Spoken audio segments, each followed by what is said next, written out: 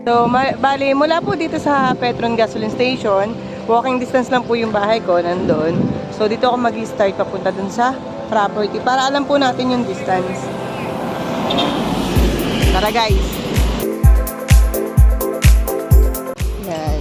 So, ito po, pag mula po sa Calawag, Poblacion, hanggang dito is 15 kilometers away po tayo. So, ang landmark po dito ay itong simbahan ng Pati. Tara, papunta tayo sa property.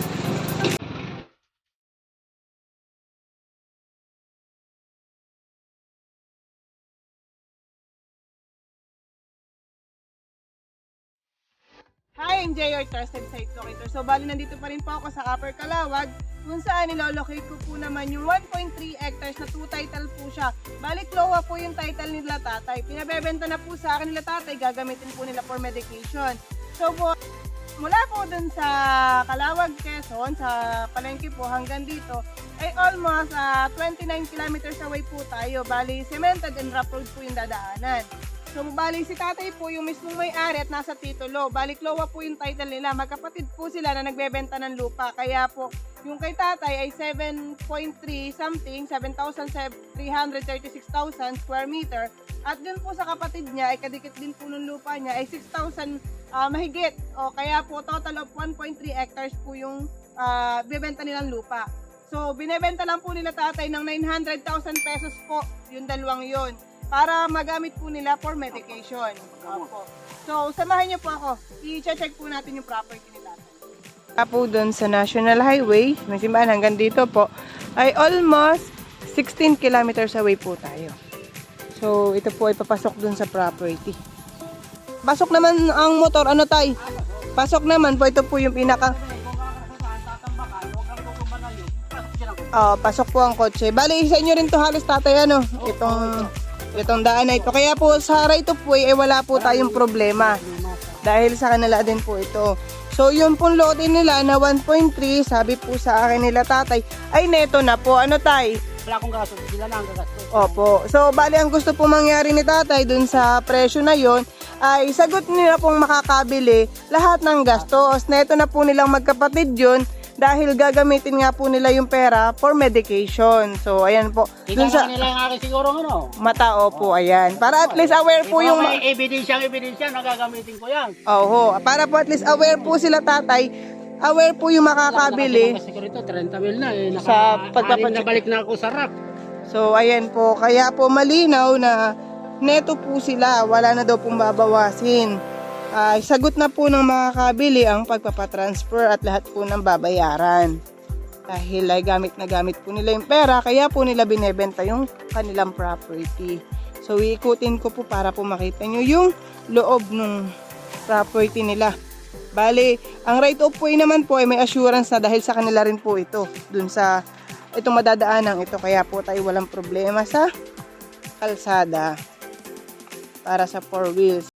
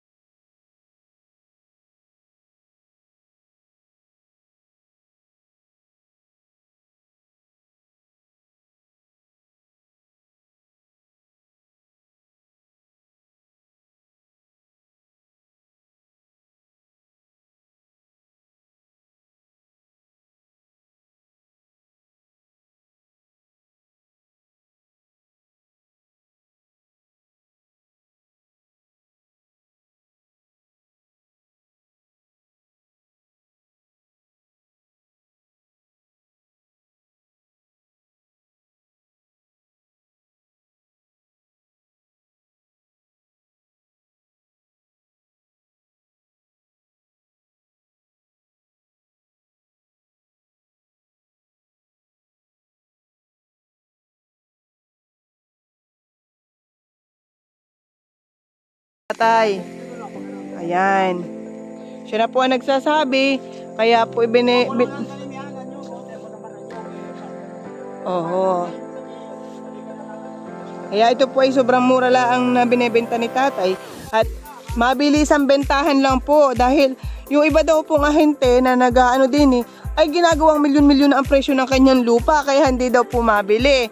Kaya ang gusto niya sa 900,000 po ay neto na daw po siya. Wala na siyang gagastusin at gagamitin pang medication. So meron po dito isang parte ng lupa niya na may kuweba. Ano tay? Papasukin namin yun. Apo, para makita nyo rin po. Ayan. So iikutin po na natin yung kanyang lote. Sige, ayan po. Bali yung mga kasama ko po, yung kapatid ko tsaka pinsan ko. So sila po ay sa Team Jeya. Meron, may moonshot, may tinuturo siya mga mohon. Ayan. So, bali pupuntahan po namin yung kuweba. Base na rin po dun sa kwento ni tatay. Noon pa po niya ito binebenta, ang ginagawa po naman ng mga ibang ahente, tabi naman sa ibang ahente, ay ino-overprice na. Almost 6 million daw binebenta yung lupa nila. Diyos ko po. So, ito po talaga ipinabebenta lang ni tatay ng 900,000 pesos. Lote na po nilang magkapatid yun. So, klowa po yun. Matured klowa po. Na-check ko naman na po yung papel ni tatay. Kaya po, ayan. Samahan po natin siya.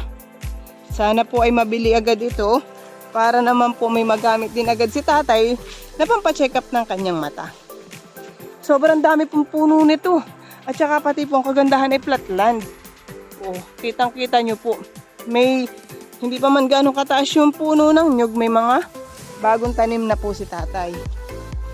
So talagang dasik po ng nyug itong kanyang lupa. Hanggang doon pa po yan.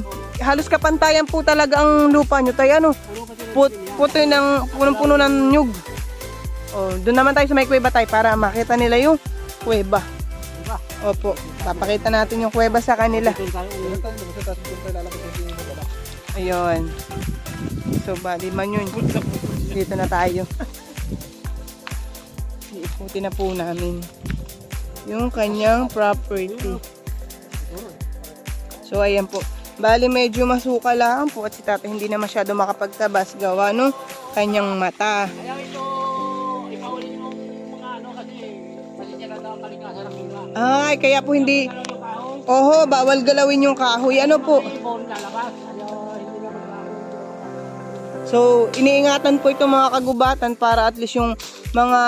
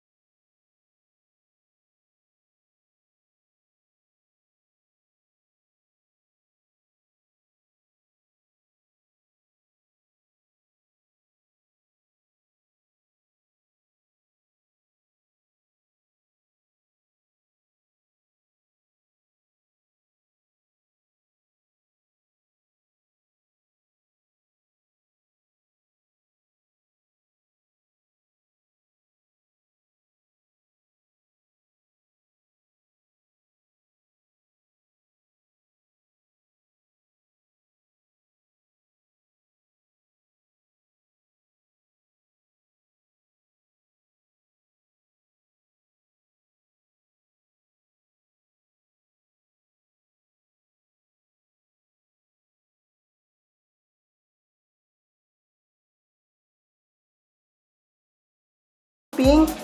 Ayan po, may mga paniki po dyan. Ayan, nagliliparan. Ayan po. So, napakabihira po na makatagpo sa isang lupa na meron pong gantong kuweba. Ayan. Daming paniki, oh. Ayan. Ba, parang na ako nagkukurong Palawan ito, ah. Parang na ako nasa Coron, Palawan. Adventure na adventure po talaga. Nakakatuwa, ah. Ayan. So, naiingayan na yung mga paniki po sa akin. So, ang kagandahan na rin, pag ito dinevelop at ginawang glamping, kasi pantay po siya, pwede po baga na yung mga nature lover po, yan, mga ganyan. Mga gusto yung adventure, ayan. Punta po kayo dito, basta wag lang kayong takot sa paniki. Ayan, pinasok ko na po yung kuweba. So talagang adventure po yung pagagawa ko. At least pinapakita ko na po sa inyo yung reality. Bali, medyo masukalaan po talaga. Ayan. Sabi po. So meron pa po dyan yung pwedeng, pag may lubid tayo, aakyat lang po ano. Ayan. Sige po, tara. Andusot po natin dito sa kabila po ano. Ayan po. Iniikot namin ito. Nalaki ba ang tubig dito, tatay? Ganito lang po talaga. May ano siya, no? Crystal shape. Ay, oh. Sabi po, oh. Ayan, oh. Pag gusto niyo po ng trail, yan, mabulsot po kayo doon. Laglag kayo dito sa loob ng kuweba. Ayan po, oh. Kung gusto niyo po ng trail, may butas. Ay, daming paniki. Oh, tabi po, tabi po. Ito ang trail! Okay, maingay at nabubulabog sila. Ayan po. So talagang, ito yun nakakatuwa dito. Kakaibang trail to. Kakaibang adventure to ni Jeya. Ayan. Niikot kami ni tatay sa kanyang property. So, nakikita ko na yung labasan. Ayan po. Ayan. Ito na po yung labasan ng kuweba. So, di ba, adventure? Ano? Basta hindi kayo takot sa paniki, makakapasok kayo din eh. Ayan. Pero first time ko po talaga. First time ko po na makakita ng anong daming paniki. Tabi po. Ayan. Grabe. Kakaibang adventure to. Ayan. At least reality na po talaga yung pinapakita ko sa inyo, ha. Ayan. Nasa sa inyo na po kung paano nyo i-develop yung lupa o property na mabibili nyo. So, ayan po. Nandito na kami sa labas. Ayan po. Makikita nyo yung aking mga kapatid na yan. Bali, kami na may lumabas na ng kuweba. So, itong inaapakan po namin to, ay di yung ibabaw na. Ayan. So, kakaibang adventure yung naranasan ko. Ay, naka, grabe. Ang saya. Bukod sa napakadami ng tanim na nyug, mayroon pa tayong pwedeng gawin dito sa property. So, dahil uso na nga po baga dito sa ating mga kabataan,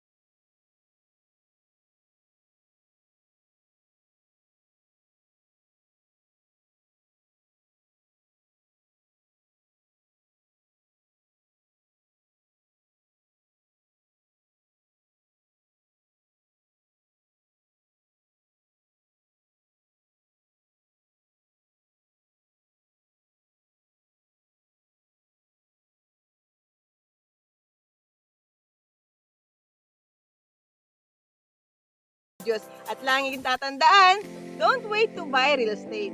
Buy real estate and wait. Salamat po!